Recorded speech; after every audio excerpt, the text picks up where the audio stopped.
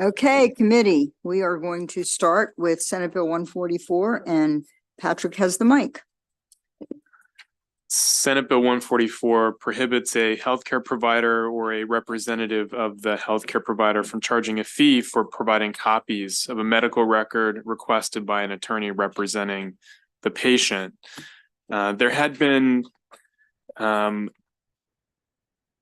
a request for amendment by MedChi, but it's my understanding that they met with the sponsor and the proponents of the legislation are now fine with the bill as is. Senator Kyle, have they met with you? No, Madam Chair. I'm sorry, but with all due respect, it's Senator Hedelman's as a primary sponsor Okay. with me. Okay. So perhaps.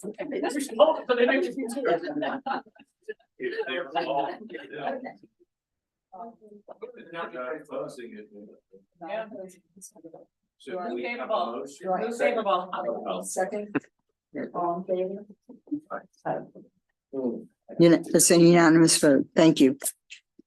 Next we have Senate Bill 178 and Patrick, up to you again.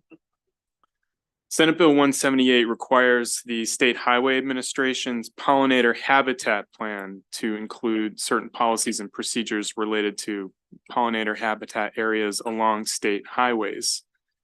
Specifically, there must be policies and procedures to encourage the use of pollinator-friendly native plants along the highways, to develop and maintain pollinator habitat areas along state highways to the extent feasible and in accordance with relevant specified safety standards, and also policies for educating and communicating with the public about pollinator habitat areas along state highways.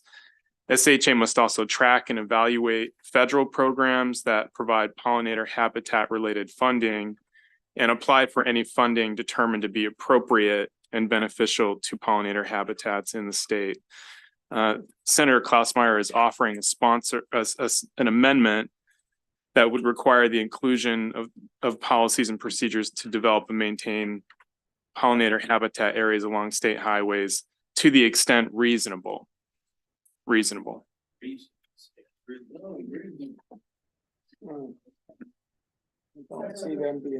I'm good with the amendment and I'm good generally with the bill, but the Farm Bureau had a question about oh shoot, they sent it. They had the question about what happens when not just They're just concerned that the regulations not keep them from using pesticides that are approved for noxious weeds and things like that. I don't have an amendment, but I'm just, where are we at with that? Does that amendment here have anything to do with that? Probably not. So yes, so this amendment probably doesn't speak directly to that, although because they need to be reasonable, that would be something that I think they would take into consideration. I should note that EEE is a secondary committee on this bill.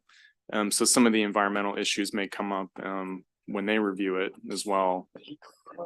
Can I also add, it does say on page 3, placing and maintaining. And I would think eliminating noxious weeds might be part of maintaining. It's page 3, line 20. I think their bigger concern is that if the state highway is running through farmland, which of course it does, regulate pesticides being applied in the field across the road could obviously drift in. I think it was a minor concern, but it was brought up to me, so I'm just checking. So I guess we'll see if EE wants to tackle that maybe. I think it was Senator Augustine who brought that up during the hearing.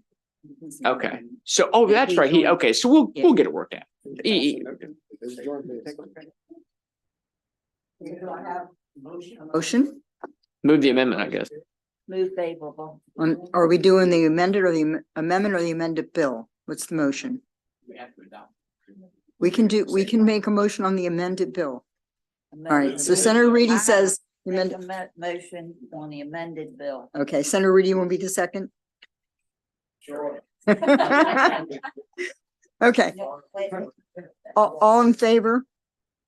Any opposed? Senator Washington, how you doing down there? Okay, all in favor. Thank you. Unanimous vote. Thank you.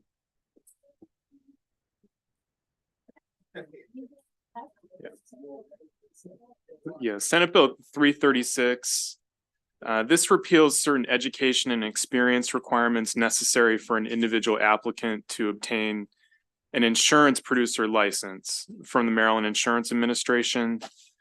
Specifically, it removes the requirement that an individual take a pre-licensing course and work for at least 1 year prior to applying for a license. It keeps in place the licensing examination requirement, as well as the requirement that the applicant be of good character and trustworthy. There is an amendment that Senator Klausmeyer is offering, and that this would keep in place a pre-licensure education requirement applicable to applicants for a license to act as an insurance producer for limited line credit insurance. For this particular line, there is no examination requirement for applicants for this type of license, and so there was testimony to keep that education piece in place. A motion for the amended bill? Second? All in favor? Unanimous vote. Thank you. Thank you. I think that finishes Patrick, and now we'll go to Nathan, Senate Bill 209. Senate Bill 209 is a departmental bill that alters administrative requirements related to the Maryland Economic Development Commission.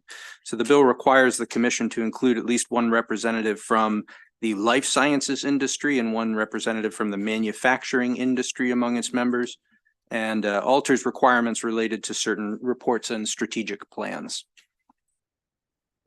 There are no amendments? No amendments, no fiscal impact, no opposition at the hearing. Favorable. I need a second. All in favor? Unanimous vote. Thank you. Next bill is Senate Bill 214, which is a departmental bill that increases the membership of the Military Installation Council, adding the Secretary of Labor, the State Superintendent of Schools, and a spouse of a service member, and also updates some obsolete references. There are no amendments, no fiscal impact, no opposition at the hearing. We have a favor and a second. All in favor? Any opposed? Unanimous vote. Thank you. Whoop. Next bill is Senate Bill 242, and this is a departmental bill that extends the termination date for the State Board of Social Work Examiners by 3 years.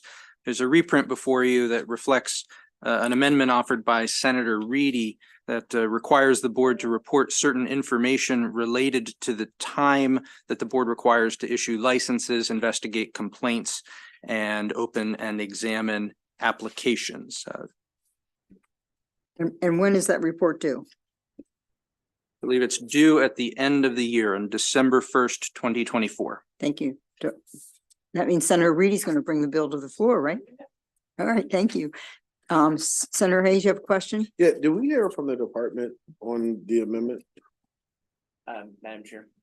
Yes. Senator I had an email exchange with them. At first, they were irritated that I'd held the bill, but then when we discussed, I think they saw the amendments, and I have an email saying they don't have any issue with it. I don't have that for the whole committee, but I could certainly forward it around if anybody. We'll trust you this curious. time. Trust me this We'll time. take your word. Yeah. All right. Trust me on some later bills. too. Thank No, you, no. Madam Chair. So I'd like to move the amended bill if I might. We just had some people questioning some things, so Okay. they're gonna. I just wanted to make sure they had to wait. No, it's weigh in fair on it, enough. Madam Yep. Chair, I'm good. So, and we have a second? Second, thank you. All in favor of the amended bill, 242? All in favor? Thank you. Unanimous vote. Next bill is Senate Bill 358, which requires TEDCO to include an option for an applicant to provide specified demographic information on an investment application. TEDCO may not take any adverse action against an applicant who declines to provide the information, and the application must include a statement that the information is voluntary but encouraged. TEDCO must annually report to the governor and the Maryland Economic Development Commission, as well as the General Assembly, specified information related to TEDCO's investments, and if available, provide related, de-identified, and disaggregated demographic information. There are no amendments. There is no opposition at the hearing. May I have a motion? Second? Okay, second. All in favor of this bill without amendments? Everybody? Unanimous. Thank you. Dave, you're up.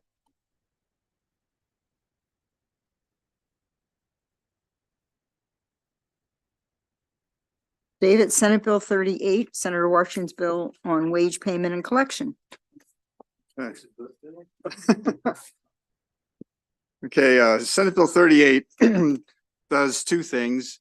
It expands the information that employers have to provide their employees on their paychecks or pay stubs. It also would provide a private right of action for anybody who violated these expanded requirements for pay stubs. There are amendments, you have a reprint in front of you. There are amendments offered by the chair. Yeah, and some of these are via the department too, who said they wanted to offer some amendments. So I'll go through these pretty quickly. The first amendment is, it would make the information that's given to an employee upon hiring equivalent to the information that was being the bill as amended, saying it had to be written notice, not just notice.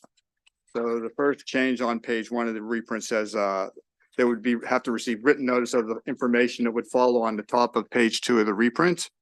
Now we're down to the changes in the bill. Again, you have to have a written statement on the physical pay stub or the online pay statement that includes, it doesn't require written, it just says one of the two, whatever the employer will provide their employee. The employee's name registered with the state, address and telephone number. And the First Amendment is, this is a hybrid of the amendment offered by the department as well as from the payroll companies.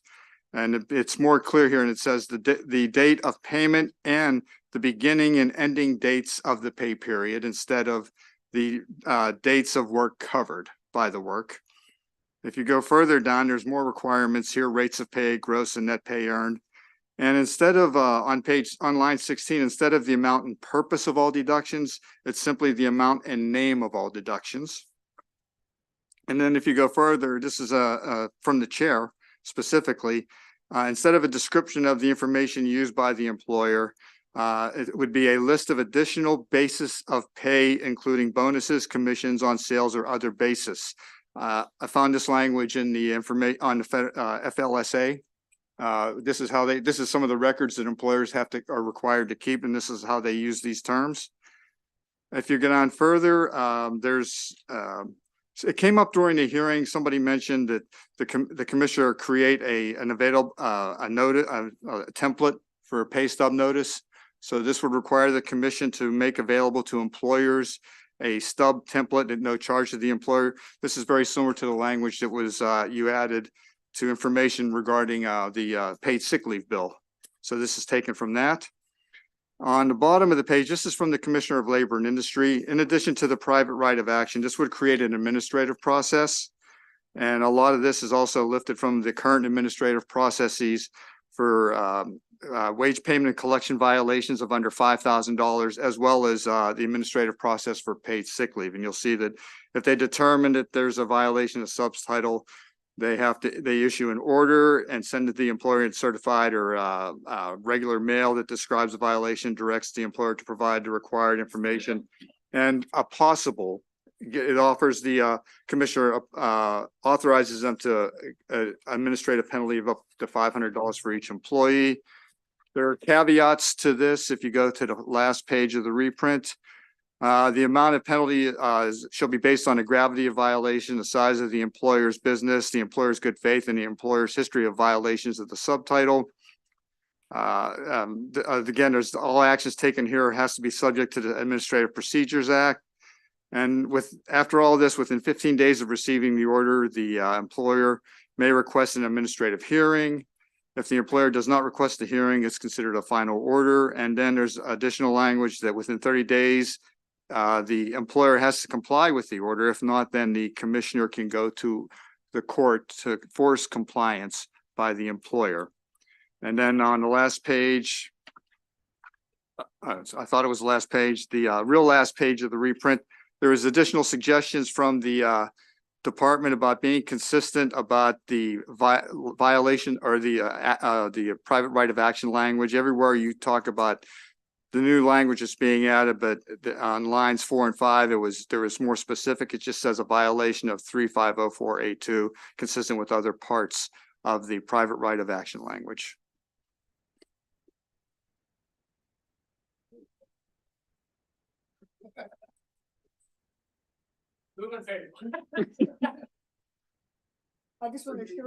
The chair did not add all that language. Does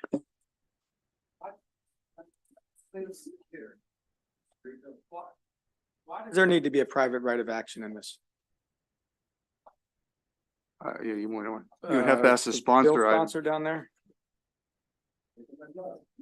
Yeah, thank you for the question, Senator. Thank you, Madam Chair.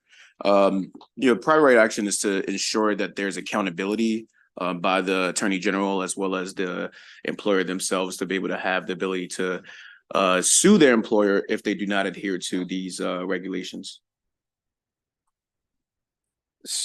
Does that mean that, I guess my concern was, couldn't just a complaint be put in first to require a employer come within compliance rather than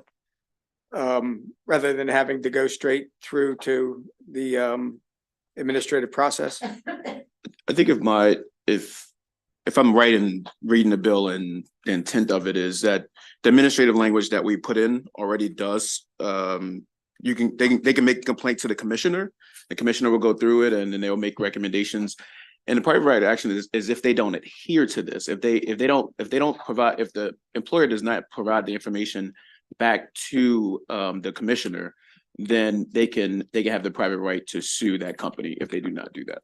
Well, it's actually an option. I mean, ideally, how these things tend to work when you put in a administrative action, it's a much more direct response it's a much more direct way for the employee to get some satisfaction if they feel they've been, if the employer has violated the law. But, it doesn't preclude them from actually going straight to court because under the language as in the bill. That's my point. Why does going straight to court have to be the first option? I can't answer. That's what. So I was going to say, would you like to hold the bill for the purposes of offering an amendment? I mean, yes, Madam Chair. Thank you. Thank you.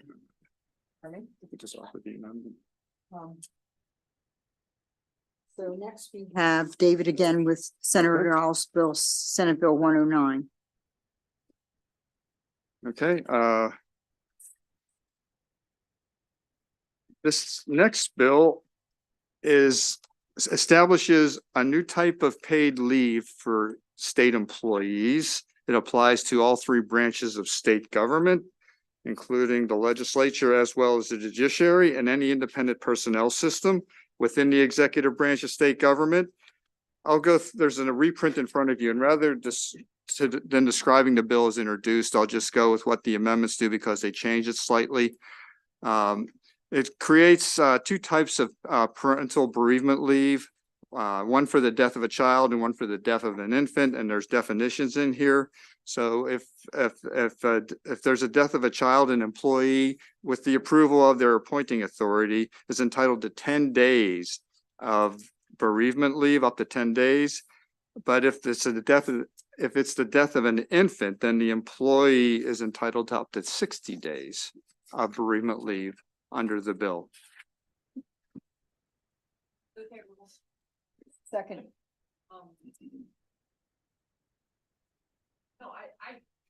I think that's a good, I mean, I don't want to, I'm not bringing something up to want to vote against the bill. I wonder, we're defining child and infant differently, and I understand. So we're talking also about stillbirth. So if there's if there is a stillbirth, that's the After 20. obviously if there's a child or there's an infant that's been born and then there's a stillbirth. That's the three categories. Yes, for bereavement leave, and the child up to is up. I think it's 6 months. What do we have here? You want me to answer that? Yeah, go ahead. Yeah, it's up to 6 months. So it's basically what it was contemplated and what the amendments contemplated is that if you're a mother and you're pregnant, and either if you have a stillborn or if you have if the baby dies up until the age of like 6 months, then you would get your full parental leave, really, that 60 days, really sort of contemplated to recover from giving Right. birth. No, right. Because that's Okay. what that time period, you would have otherwise have gotten parental leave during that time period.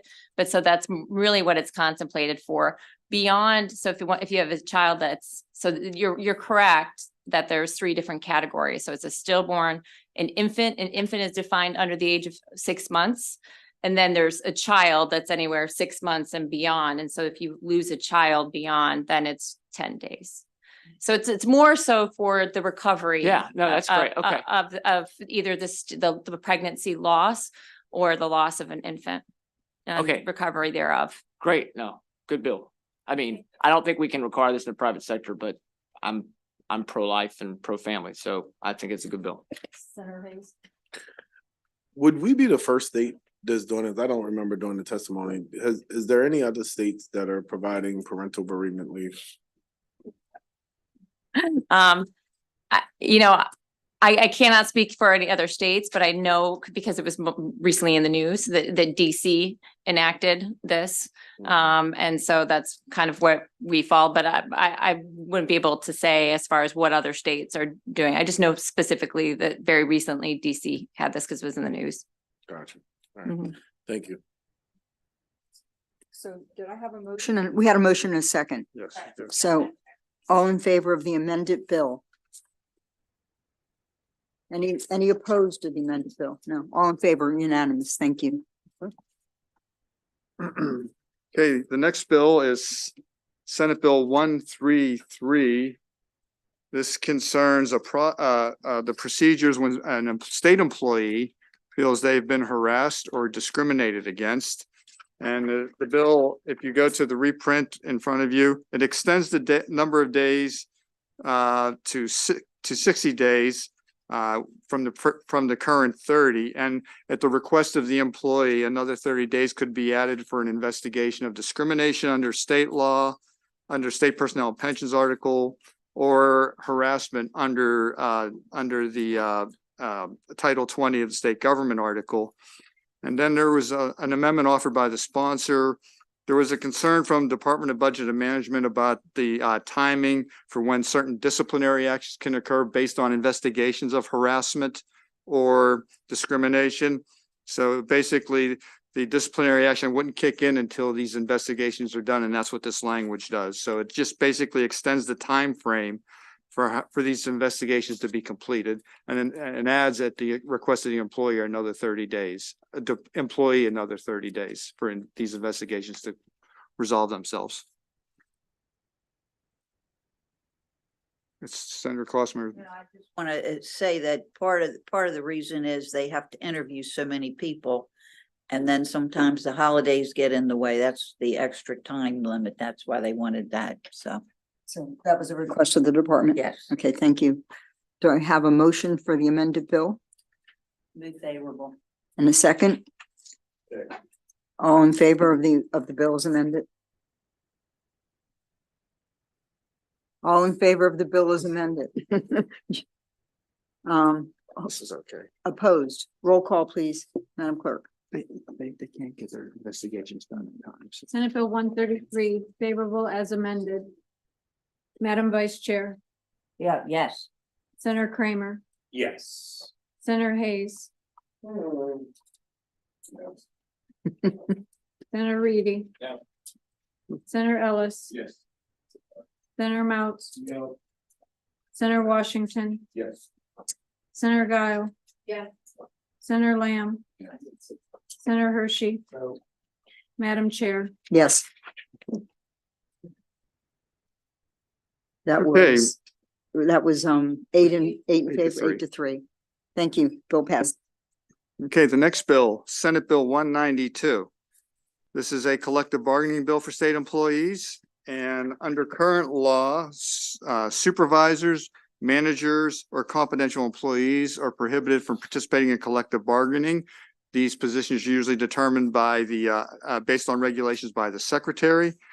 This bill would remove that prohibition for supervisors for collective bargaining. For state agencies, it doesn't cover higher education employees, and it doesn't cover higher education employees or management or confidential employees in the Office of Public Defender. So otherwise, anybody who is a supervisor and it establishes a separate bargaining unit also for these supervisors in state government.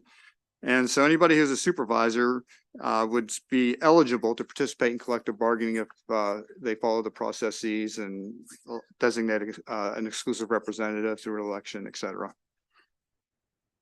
Do I have a motion Move favorable. and a second? All right, got a favorable and a second.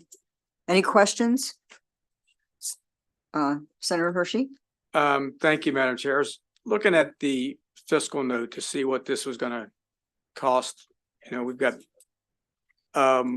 it only shows $103,000, $108,000, $113,000, $118,000 a year, but that's just for employees, is that?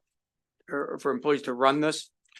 I think that's mostly what the fiscal note is about, the additional administrative costs of negotiating with another bargaining unit. And I believe there's 3,000 employees that would be affected by this. So for the bill sponsor, would you yield for a question? Yes, sir.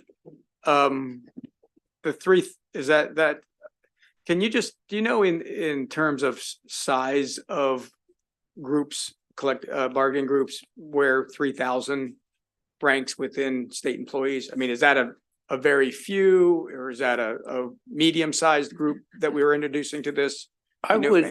I think it would be defined as a medium-sized group, but I'm looking at my friend sitting here from AFSCME, and I think that would probably be an appropriate way to classify it. And collective bargaining is in place. I mean, I don't recall the hearing, but what was the main concern on why they needed to be able to collective bargain? Because these are people who are middle management, and they, when moving up the career ladder, are not afforded the opportunity to participate in the collective bargaining process just by way the current statute reads. So these are people who, if they move up the career ladder and they want to take this middle management job, they have to make a difficult decision. Do they sacrifice what it is they currently have that is the benefit of collective bargaining, and is it worth it to make that sacrifice? And once again, we're talking about trying to recruit and retain, and this is a big part of that process. If we want to recruit, we want to retain, then we should be providing this opportunity, if they choose to participate within a collective bargaining unit, to these employees. And very often, as we heard at the bill hearing, these are people who will step into the shoes of these employees they're managing.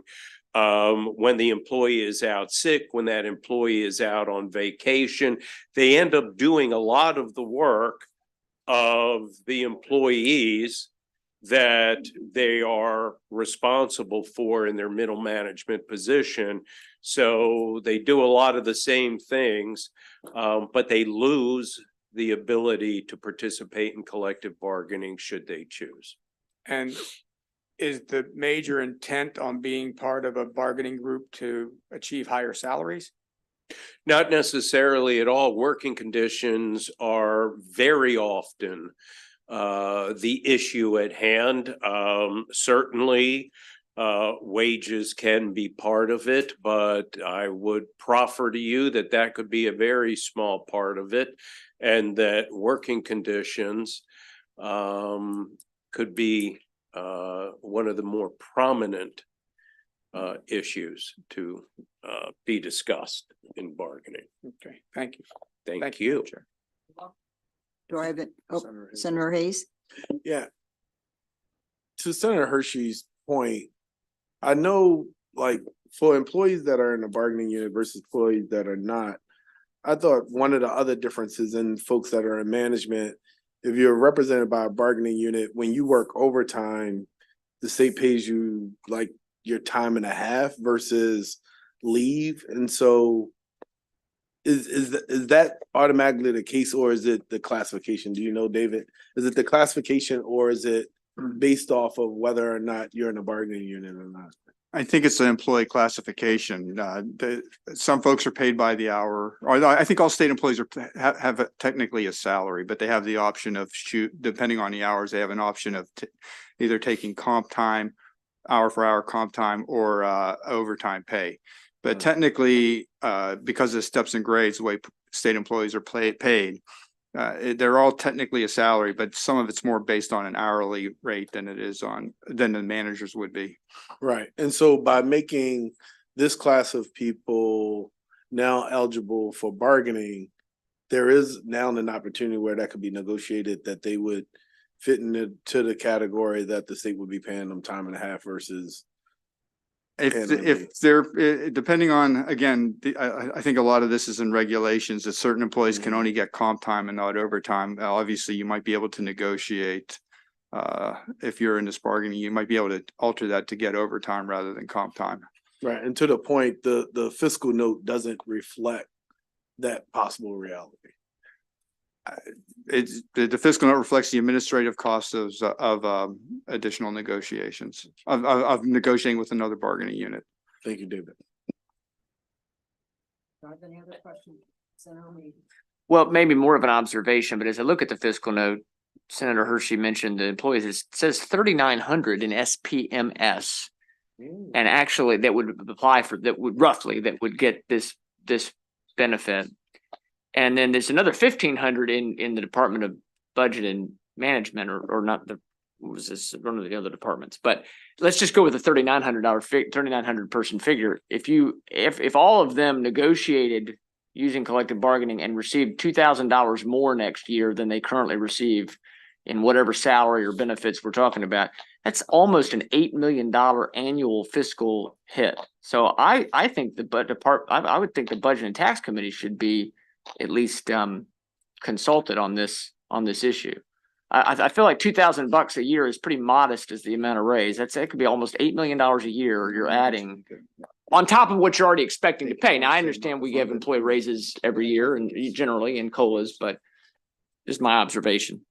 Senator, thank you. And I'm not sure that the issue is going to be raises. We heard things about working conditions, about being required to stay over. They are often making less than the people they supervise, which makes it then difficult to get supervisors if you're going to make less for doing more. But I think we're happy to get an opinion from Budget and Tax if that would make you more comfortable. So we will hold the bill and see if we can hear from Budget and Tax and have it on the next voting schedule. Thank you. Okay. All right, David. Last bill of the day, Senate Bill 232. Okay, the last bill is the departmental bill. This is a cleanup bill from last year's bill that combined last year's large bill that combined the three labor boards that govern collective bargaining for a lot of public employees, including community colleges, the teachers, as well as higher education employees and the state employees. They combined those three boards into one and created a consistent set of laws that govern elections, unfair workplace standards and things of that nature. So there were some items that were identified by the new board, this one board by the chair of the board. And so you have a bill in here to make some corrections. It defines interested employee organization because that's a term that is used in part of the elections and there is no definition. It also provides more definitive language regarding employee intake and access to employee unions or exclusive representatives. And the bill last year established deputy directors, and each one would be responsible for the various branches of which they had, the executive branch or public schools or higher education. And it specifies that they be primarily responsible, or not just responsible for, because they could shift duties based on workload. And finally, it makes consistent language between charges and complaints regarding unfair labor practices. So there's no amendments offered on this bill. There's no opposition. This was a departmental It bill. was a departmental bill. Are you making the motion or you have a question? Senator Lamb's move Second. favorable, second. Senator Reedy? Yeah, what is the petitioner who has met the showing of interest requirement under 22-402? What is that? What is that petitioner? I was trying to find that. It's a definition. petitioner to be an exclusive representative. So they have to have at least 30% signatures if they're trying to become an exclusive representative for the purposes of an election. So then if I look at the bill, and then if I look at the bill on the next page, the change over that's okay. Okay, no, that's good. All right, thank you very much. Okay, we have a motion and a second. All in favor? Madam Clerk, please call the roll. Senate Bill 232 favorable. Madam Vice Chair, Yes. Senator Kramer. Senator Hayes. Senator Reedy. No. Senator Ellis. Yes. Senator Mounts. Senator Washington. Yes. Senator Guile. Yes. Senator Lamb. Yes. Senator Hershey. No. Madam Chair, Yes. 8-3, the bill passes. We do have one withdrawal. There's a withdrawal? Yep, Yes. David's gonna do the withdrawal and then we're finished. Senator Benson put in a bill that was actually, she had in a couple years ago, it concerns the sale of diet pills to minors. She is withdrawing that bill. So you want a motion unfavorable? All in favor of the unfavorable on Senate Bill 47. Can I have a show of hands on the unfavorable?